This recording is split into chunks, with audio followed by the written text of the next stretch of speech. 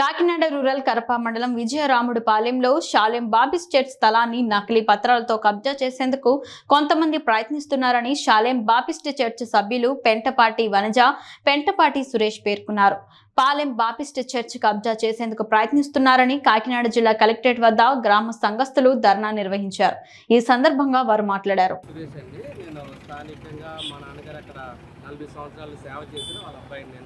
నేనైతే యాక్చువల్లీ మా నాన్నగారు ఎప్పుడు కూడా చర్చి మాదని ఏ రోజు అనలేదు. ఇది ప్రతి ఒక్కరు కూడా కష్టపడి కట్టుకున్న చర్చి.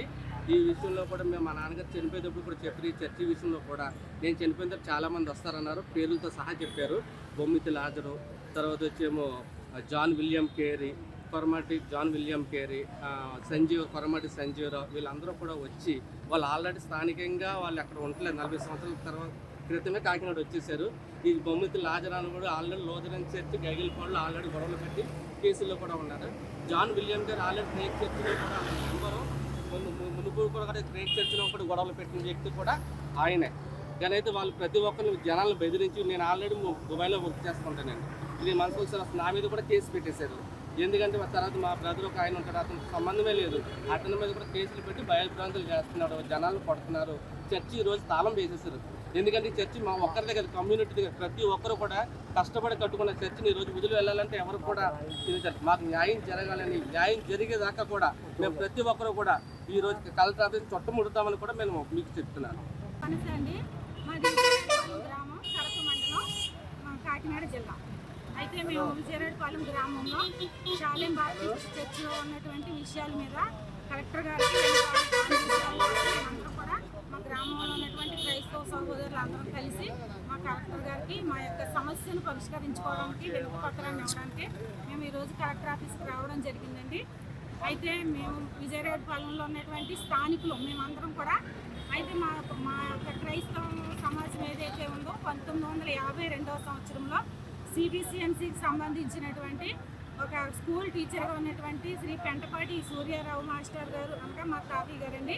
వారు అక్కడ పాఠశాలలో ఉపాధ్యాయులుగా పనిచేస్తూ చర్చిని ఏర్పాటు చేయడం జరిగింది, స్థాపించడం జరిగింది. అప్పటి నుండి కూడా 1982వ సంవత్సరం వరకు మా తాతయ్య గారు అక్కడ క్రైస్తవ సమాజాన్ని, అక్కడ మందిరాన్ని నిర్మించడం, అదేవిధంగా అక్కడ క్రైస్తవ ప్రార్థనా కూడికలు అనేటువంటి ఏర్పాటు చేసుకుంటూ వచ్చారండి. ఆయన 82 అక్టోబర్లో చనిపోయిన తర్వాత అప్పటి నుండి కూడా 1982 అక్టోబర్ తర్వాత నుండి మా నాన్నగారు అయినటువంటి పెంటపాటి జాషువా గారు ఆయన కూడా ఒక స్కూల్ టీచర్గా ఉద్యోగం చేసుకుంటూ CBCNC ఫీల్డ్ కౌన్సిల్ సెక్రటరీగా పనిచేస్తూ ఆ యొక్క ప్రాంతంలో ఆ యొక్క సువార్త పనిలో, ఆ యొక్క మందిరం విషయంలోనూ, ఆ యొక్క పరిచర్య విషయంలో కూడా మొన్న 2021వ సంవత్సరం అక్టోబర్ 19వ తారీఖున ఆయన కొంచెం అనారోగ్య పరిస్థితిలో చనిపోవడం జరిగింది.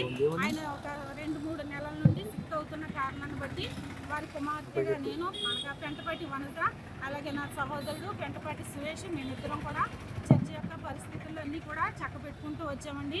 అయితే ఎప్పుడైతే అక్టోబర్ 19, 2021న మా నాన్నగారు చనిపోయారో ఆ సమయం నుండే మా యొక్క సమస్య అనేటువంటిది మా మందిరంలోని, మా యొక్క గ్రామంలో స్టార్ట్ అయింది.